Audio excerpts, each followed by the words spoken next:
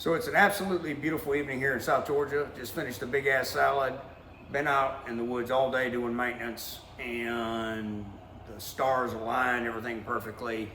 Went ahead and just flipped the switch on a single boar. Been looking at him for a while. He's got no friends. He doesn't look like he's a very nice person. And timing, really. We say it in all the videos is that we really like a hog to come into a trap and put scent into the trap. That's what we want. We want scent, hog scent, hog scent. They rub on things. They'll rub on the entry post coming into the gate, the trees around the trap, whatever. But it's time. It's time to go ahead and remove him from the equation. About 800 yards away is what we're trying to protect. And the last thing we want is him to get up in there and be problematic for our landowner. So flip the switch, we're already loaded, getting ready to jet out. Thermal work going in, 22, E all the above, same thing.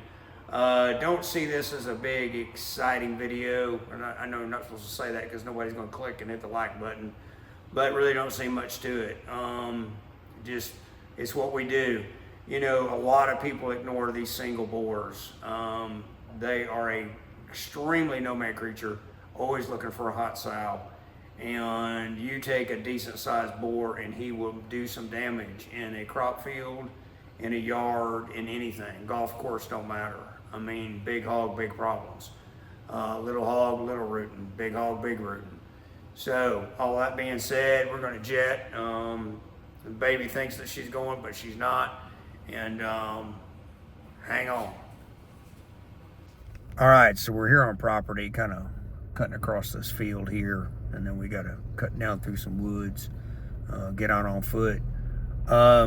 With these solo boars, you know, for some of our landowners at first, it's kind of hard for them to understand that. And, you know, we're fortunate that we work for people who trust and, you know, kind of listen to what we're telling them. And then if they don't, then I guess we just don't work for them anymore. That's kind of the way it works, really. Not to be ugly, but we really, I mean, it's what we do. So they got to kind of trust us. And with these solo boars, you know, we'll let them come in and make a good trail, do whatever. But at some point, we got to go ahead and remove them.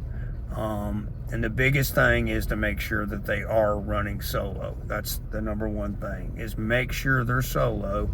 And then once you know they're solo, let them work for you. We posted a video not long ago on that called The Unwitting Informant. Just let them work for you. You know, let them, you know, beat a trail in there, make a scent or whatever.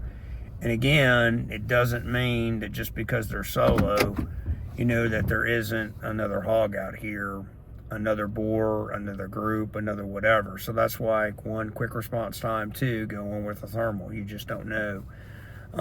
So all that being said, I'm gonna jump out, grab the thermal, grab the 22, slip on some rubber boots, put on my USMC hat, and we're gonna get down to it. A beautiful evening here. I mean, it's actually kind of cooling down. I think I should have brought a sweatshirt. It's like 68 degrees. I'm kind of cold, but anyway, it's better than snow. So hang on. All right, we're right here at the trap. He's just been feeding underneath the feeder.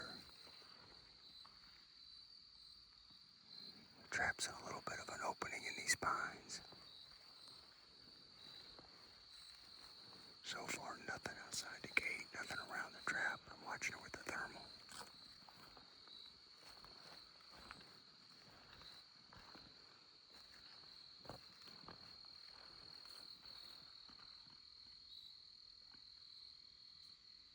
You can hear him eating corn. Hold on.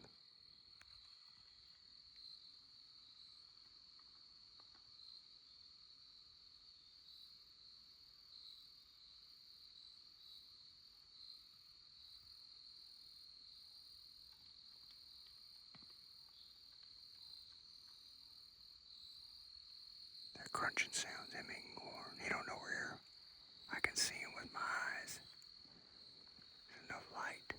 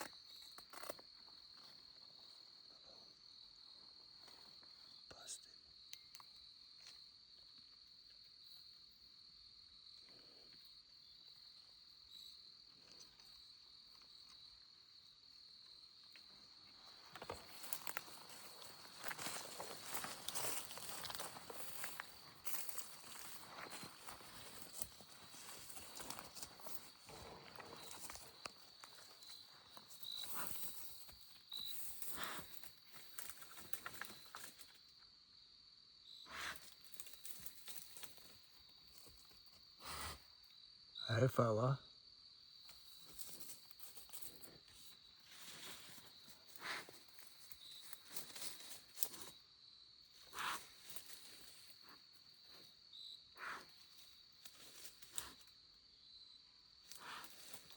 He was actually pretty calm when the gate dropped.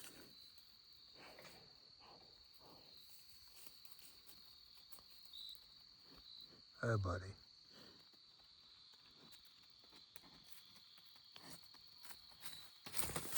Oh, yep, got a center me. All right, we're gonna go ahead and put him down. Hang on. Now we kind of want to show this right here.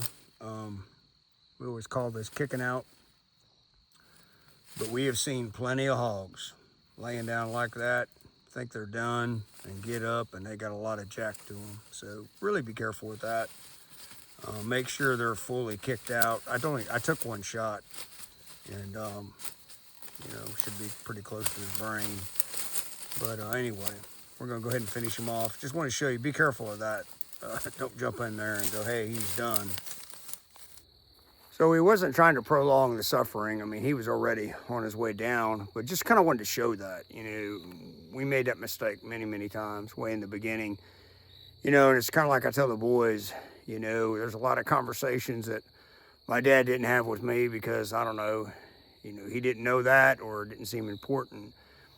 And so now anything that I think that I can pass on to the boys, man, I pass it on to them. And that's something, you know, why we're doing these videos, for education, not entertainment. I can't tell you how many times this hog, we don't understand why, but he'd be here at high noon. I mean, the camera would be showing 95 degrees and he'd be here at high noon eating corn. Didn't drop, didn't drop, didn't drop. Probably would make a phenomenally exciting video. And everybody would love it, but there's no education in that, at least not from our perspective. This is more educational. See how calm he was? Gate went down, he was calm. He was calm during all this. Didn't show any behaviors as ever being trapped before from what we could see.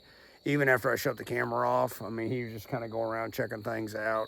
But again, when you enter these traps, make sure that animal's down, make sure you got a full mag, close the panel, you know, make sure everything's closed up. And that may sound crazy to you, but, you know, we've had it before where a hog will get up and, you know, we got an open panel, you know, and we're like, you know, we can rodeo clown up the side of these things pretty quick, but we don't want a hog getting out. And so far that's never happened. But I remember one time many, many years ago, one got up and the gate was up and both boys were standing at the gate yelling for me. And they're like, hey, Daddy, come get me. All right, so we're gonna buzz over here and take a look at him, and then we're gonna kind of wrap it up. So I walked back and went ahead and got the four-wheeler. Went ahead and put another bag of corn down. So as you can see, single gate Jagger Pro. That's what we call the second generation gate. It's our favorite gate. We just like it. Nothing really too wild and crazy. 12 panel Jagger Pro and big pole running live video, no booster antenna. And then I'll show you something kind of different with this trap, the way we've got it set up here, but if I don't fall down here. Here's our boar. Nice boar. It's got some halfway decent cutters on him. Nothing crazy, but he's got some cutters. We like a lot of brush in our traps, as we do in all of our traps. Now this trap, as I was saying, is a little bit different. The ice camera normally would be pretty much right outside here, you know, about right there. But for whatever reason, and we can't really figure this out once we started trap, we think we've been on this property going on 3 years. The ice camera is actually there, and it points. Bird must have got on my antenna, leaned it over, but it points up this direction. And a lot of times the hogs, for whatever reason, come straight up alongside this panel. Tonight he was standing right up there when we caught him on camera. And so it's probably really the only trap that has the ice camera offset where it's not actually looking into the trap, but it's worked really well for us here. One other thing I wanted to point out, you know, is when you're, you know, I see a lot of people, in my opinion, are lazy, and they'll just, you know, drive right up to the trap. You know, this is what I walk down, coming down through here, and it's a logging road. But when I was walking back, I walked in the dark. No flashlight, no red light, no thermal, no nothing. Just running the thermal, looking to make sure there was nothing in here.